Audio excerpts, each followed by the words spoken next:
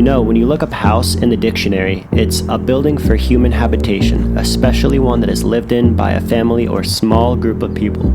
But at the Skatehouse, this group was anything but small. Microphone check 1 2. What is this? The 5 for the 7 with the roughneck business. I float like gravity, never had a cavity. Got more rhymes than the winners got. For me, it all started back in 2019. I'd hopped on a flight to LA to link up with my buddies Mark and Corey, two guys who lived for longboarding just as much as I did. Back then, LA was just a pit stop for me. Fly in, shred some spots, soak up the sun, then bounce back home. But one night, Mark told us about 2 open rooms at his place, the Skatehouse. I didn't even blink, I just looked at Corey and we both knew. 2 months later, we're hauling our stuff through the front door, dodging stray decks and high-fiving strangers who we weren't even sure lived there. That's when it hit me. This wasn't just a normal house. This was something special.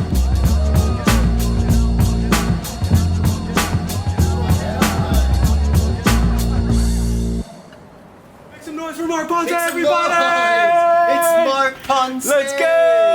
Skatehouse. Skatehouse goes way before my time, Nick's, Corey's time. Was an idea that started originally in an apartment that Loaded Boards had for 2 downhill skaters, James Kelly and Louis Poloni. The whole purpose of that apartment was to create content of the growing, evolving sport. So the idea of Skatehouse Media was born.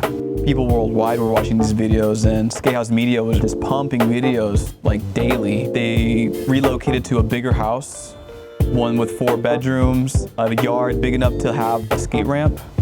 And then one of the guys living there at the time moved the Skatehouse 2.0, as they called it, to the one that we are currently in. And of course, they moved the skate ramp as well. But yeah, it's technically 4 bedrooms, but there were 2 massive closets, and I lived one of those for a good while. So you had 12 people living here at one point, plus guests. Corey ended up moving in the garage, Nick Jones, one of the bedrooms. Once I got Corey and Nick to move in, I knew that things were about to get good.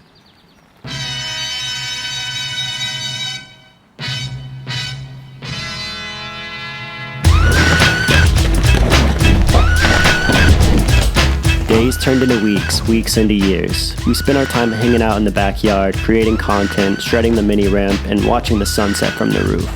The good times just kept on rolling. And the nights, those were something else.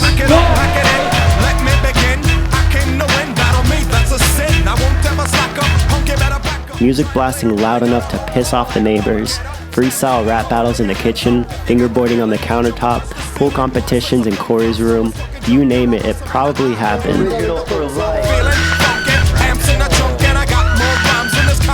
But the best times were when we truly lived up to the name, Skatehouse. Jump around! Jump around! Jump around! Jump up, jump up and get down! Everybody jump! Well, what makes Skatehouse special is that people are drawn to this house because everyone shares the common love of skateboarding, you know?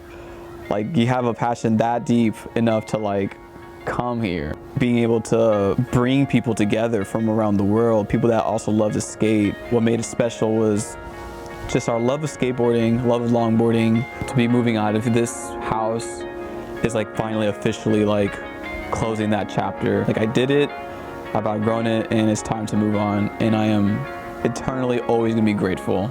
I've had ups and downs, and through it all, I'm still thankful, and I'm always gonna remember this place as one of the best times, for sure. Feels just like falling in love. Feels just like I'm failing. Feels just like falling in love. Feels just like I'm failing. Feels just like. This house wasn't just walls and a roof. It was the people, the chaos. Everyone who rolled through left something behind. A board in the closet, a hole in the wall. All of us will move on, find new homes, start new chapters. But what we had here, that stays.